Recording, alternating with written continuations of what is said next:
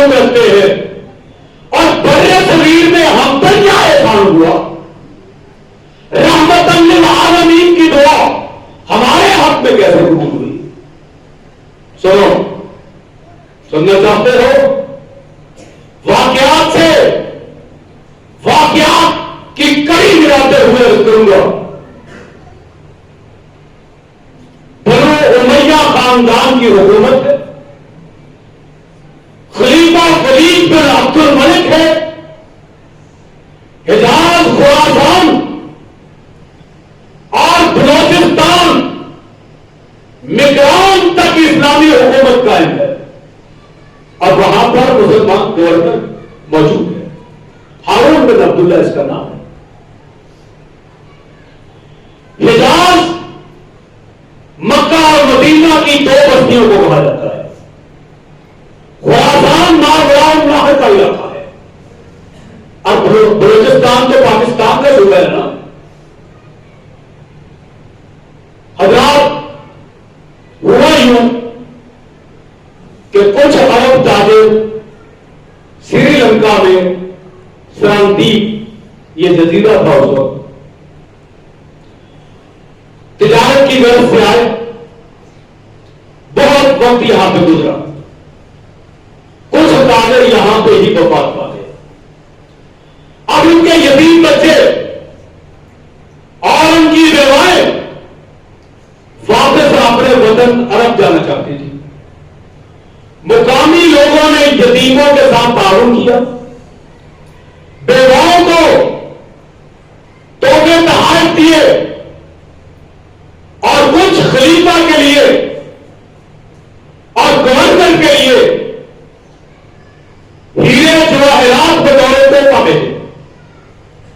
اب یہ قافلہ چل پڑا، بڑی سفر تھا، بڑی جہاز میں کچھ کشتیوں پر سوار باہری ڈاکو تھے جن کو قذاق کہا جاتا تھا۔ ان قذاقوں نے چاروں طرف سے اس جہاز کو گھیر لیا، بڑی جہاز میں اترے اور تمام مال و اسباب ان سے لوٹ لیا اور چلتے گئے۔ جہاز دارل کی بندرگاہ پہ اترا، لنگر انداز ہوا۔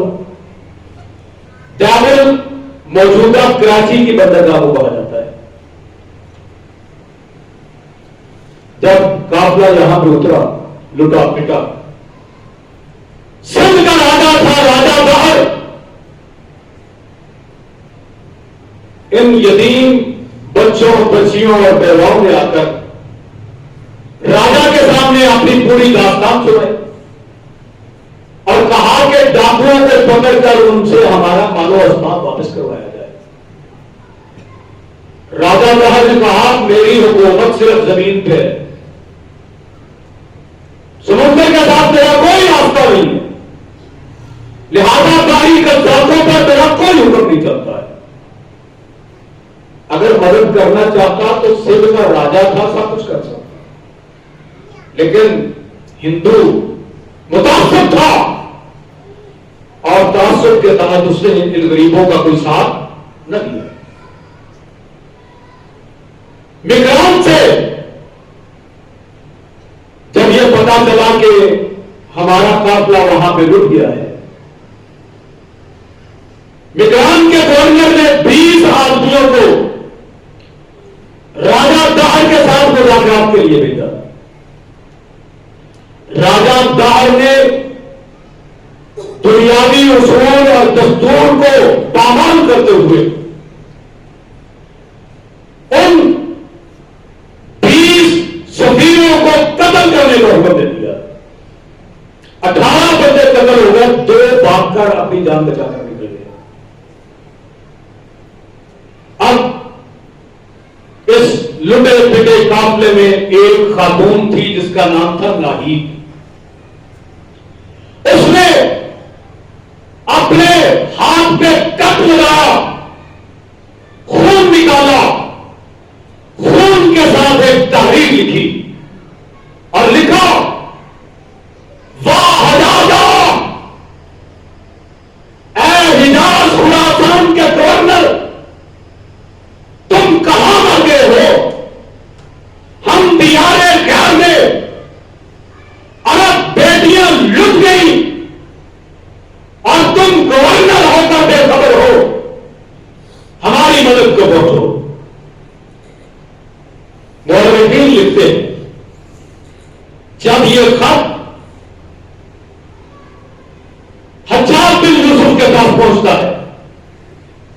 تو رات ہو چکی تھی. جب اس نے خون سے لکھا ہوا خط پڑھا آنکھوں سے آنسو جاری ہو گئے. افسوس کے حجاج کا چہرہ لوگوں نے بڑا شفاف اور ظالم کے طور پر پیش کیا ہے. یہ بھی تاریخ کی نا انصافی ہے. پھر کسی وقت عرض کروں گا. حجاج بن یوسف وہ ہے جس نے اپنے دور میں ہم پر ادبیوں پر بہت بڑا احسان کیا. اس نے قرآن پر زبر زیر پیش اعراب لگانے کا حکم کیا. آج جو قرآن ہمارے پاس موجود ہے جس کو ہم زبر زیر پیش کے ساتھ پڑھتے ہیں یہ حجاج کا کارنامہ ہے. پورے قرآن پر اعراب لگوائے تھے. قرآن کا قاری تھا. منبر پہ کھڑے ہو کر خطبہ جمعہ دیتا تھا. 5 وقت کی امامت کرواتا تھا.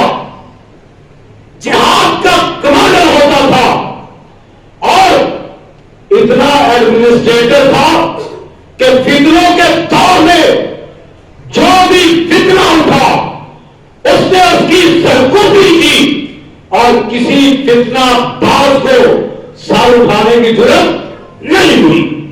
یہ حجاج جب خط پڑا غیرت کا یہ عالم تھا. خشوع حکمران ہو تو اس کا لہو کھول اٹھتا ہے. قوم کی ایک بیٹی کے ساتھ یہ ظلم و ستم بلکہ پورے قافلے کے ساتھ یہ ظلم و ستم اور دیارے غیر میں کوئی پرسانے حال بھی نہیں. غیرت ہے بڑی چیز زبان تو وہ لوگ ہیں. پہناتی ہے درویش کو تاج سر ڈالا. حضرات غیرت سے قوموں کا نام زندہ رہتا ہے. بے غیرتی سے کسی کا نام زندہ نہیں رہتا. آئینے جواب ہوگا حق کو یہ بے باقی اللہ کے شہروں کو آتی رہی ہوگی. خط پڑھ کر حجاج پوری رات نہیں سو سکا. اپنے گھر کے ذہن میں ڈالتا رہا کہ کب شروع ہو اور میں مسلمان بیٹیوں اور ماں کا بدلہ لے سکوں. شروع ہوتے ہی اس نے 5000 فوج تیار کی اور اس کا کمانڈر اپنے بھتیجے جو کہ اس کا داماد بھی تھا اس کا نام ہے محمد بن قاسم. اب میں کڑی ملانے لگا ہوں توجہ کرنا. محمد بن قاسم سقفی کا مطلب ہے جس کا تعلق بنو ثقیف کے ساتھ ہے. بنو ثقیف کا یہ نوجوان 5000 کا لشکر لے کر نکلا. اس کی بیوی اور والدہ نے لوگوں کے گھر گھر جا کر جہاد کی ترغیب دلائی. کہا مسلمان عورتوں کی عزت کا مسئلہ ہے. جہاد کے لیے اپنے جوان بیٹوں کو اس لشکر میں شامل کرواؤ. اپنے شوہروں کو اس لشکر میں بھیجو اور اپنے زیورات اتار کر اس لکھے جہاد فنڈ کے لیے جمع کرو. محمد بن قاسم کی والدہ اور بیوی نے اپنے ہاتھ اور زیورات اتار کر جہاد فنڈ میں جمع کروائے. کوفہ اور بصرہ تک یہ خبریں پھیل چکی تھی. راستے میں سے لوگ جذبہ جہاد سے سرشار ہو کر اس لشکر میں شامل ہوتے گئے.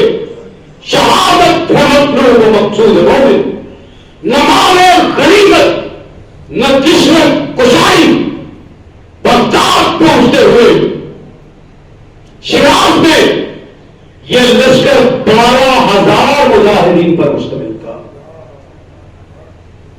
مقام کے رستے یہ داخل ہوتے ہیں سندھ کی سرحد پہ. راستے میں ایک سکھ راجا بھیم سنگھ 20,000 کا لشکر لے کر سامنے آتا ہے. ریت کے ڈیلے پہ کہیں کہیں پہاڑیاں تھیں اور ان لوگوں کا طریقہ واردات کیا تھا.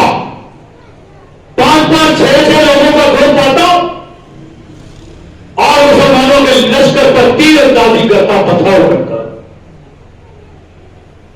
خیر محمد بن قاسم نے اپنی فوج کو ترتیب دیا اور جب بڑا مارکا ہوا اللہ نے 20,000 فوج پر 12,000 کو غالب کیا.